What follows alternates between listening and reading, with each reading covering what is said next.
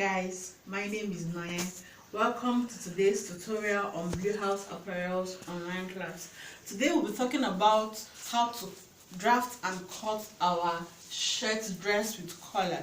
Alright, so what I'm putting on here is a shirt dress with a button down placket and a collar. Alright, so you can use any type of fabric, but preferably a medium weight fabric. You can use Ankara, you can use denim. Okay, I think I posted a picture of a denim shirt dress I made. You can use denim and Ankara. I can use jean and Ankara to, give it a bit of color. You get, so you just get creative about it. You can use a long sleeve or a short sleeve. Okay, I have a short sleeve on. You can use it, you can either make it a 3/4 sleeve, a long sleeve, or a short sleeve. Okay, so this is a quick illustration of a shirt dress. Apart from what I have on, I just want to show us on the blackboard. I have to quickly work on this so that I'll put it on and show us what a shirt dress looks like. So on the board here, we have a diagram of a shirt dress. Okay, so this is assumed to be the collar. Don't mind my drawing. This is the collar. Then this is the button down placket. Then this is the armhole. Now this is the collar. It has two collars, the first one and the second one. So if you look at the dress I'm putting on, there's a first collar. Okay, if you see normal shirts, you'll be able to button them up here. Okay, so let me just do that. Okay, now there's no button here. I really do not like to have my collar choking me, so I see it as a waste of button. I always put my buttons here. So there is a collar here, the first collar here, where you will join. For people that wear shirts with tie, then the normal standing collar. Okay, so these are the two collars. This is the first collar, then the second collar. Alright, so for your shirt dress, you can decide to use a normal waist dart. Okay, you can decide to use a normal waist dart or a princess dart. Those of us that were in the last class, we learned how to cut a princess dart. So you can use a normal, your classic princess dart, just a combination of the armhole dart to the waist dart. Okay. Right, so you can have your shirt dress on as a princess. You can use princess dart. You can use a normal waist dart, whichever one you prefer. So this is just a quick review on a shirt dress. The collar, the neckline, the armhole. Like I said, you can use a short sleeve. You can use a 3/4 sleeve. You can make it a long sleeve. Which you can just get creative with it, whatever you want. So to the pattern paper now, we'll start drafting. Now these are the measurements we'll be needing. We'll be needing the shoulder measurement, the bust measurement, the waist, the hip, the round armhole, the round sleeve for your sleeve. The length of the dress you're making is a shirt dress, and the bust pants. So like I said, it's a shirt dress. So you can decide to make it a full maxi. You can make it a maxi shirt dress. You can make it 3/4. You can even make it a shirt. Okay, so I'm just making it a normal blouse, okay, but just a shirt because of the button down placket. So we know the concept of getting our bust span. Then the shoulder we're working with here is 14. So I'll start drafting on my pattern paper. In case you're wondering if I'll sew the shirt on the paper, I'll show us how to go about it on the fabric. So I just want to make a starting point as usual. I love my starting points. Okay, so the chest line is 8. We derive our chest line by dividing the round armhole by 2. So 16 divided by 2 is 8. So from the starting point, I marked 8 inches as my chest line. So the waist to be working with, the length is 16. Then the dress length is 26. Okay, 26 plus 1 inch seam allowance. Okay, the seam allowance is for hemming. So I'll just mark the lines into a straight line. Okay, this is really easy. I'm going to use this pattern paper to cut the front and the back.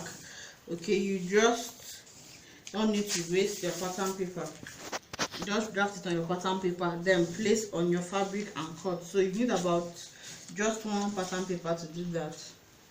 You don't need to cut the front on a pattern paper, on a different pattern paper, and also cut the back on a different pattern paper. So these are my vertical lines. So this is the shoulder, this is the chest line, this is the waist, then this is the length. Okay, then this is the seam allowance. Then in case you'll be wondering, okay, we can also impute our hip measurement. So let me just mark this place as the hip.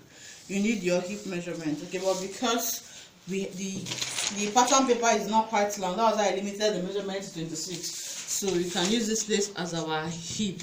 Okay, so when you're making yours, you mark the chest line, the waistline, the hip line, and the length of your dress. Okay, so I said I was going to cut the front and the back together on the same pattern paper. So this is what I'm going to do.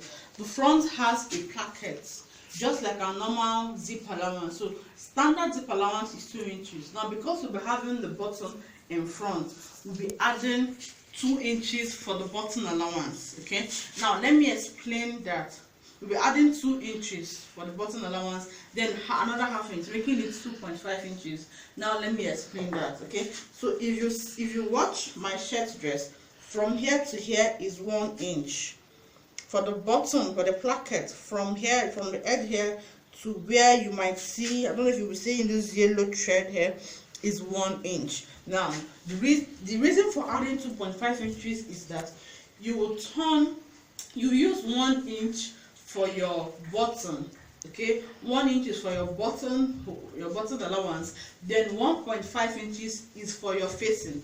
Then I will explain that. So on my fabric or my pattern paper, I want to mark 2.5 inches.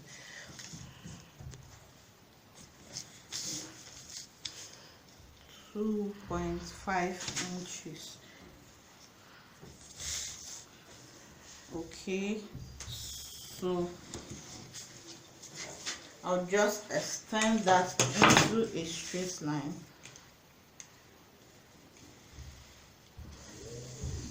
Okay, so this is the 2.5 inches. I said 1 inch is for the button allowance, then the other 1.5 inches is for your facing, because the button will have a facing. So I'm going to mark 1 inch. From the first line, I'll just mark 1 inch. This is 1 inch.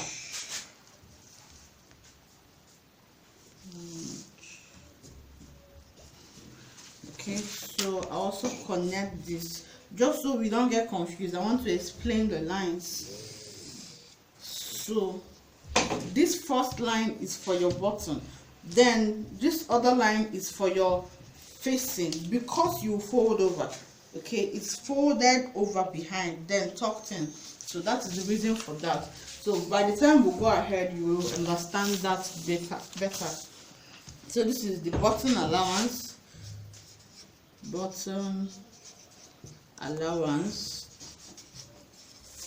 Then this is the facing.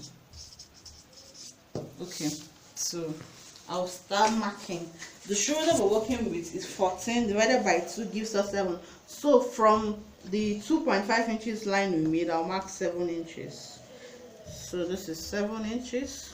I also mark it on the chest line just to help me draft my armhole. We know this already.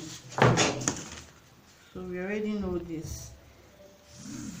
Okay, so the bust measurement is 33 divided by 4 gave us 8.25. So this is 8.25. Then you need your seam allowance of 1 inch, 1.5 or 2 inches, whichever one you prefer. So let's work with 2 inches. So the waist is 26 divided by 4 gives us 6.5. So this is 6.5 plus 2 inches seam allowance. Then because we'll be adding that, we'll add 1 inch for that allowance.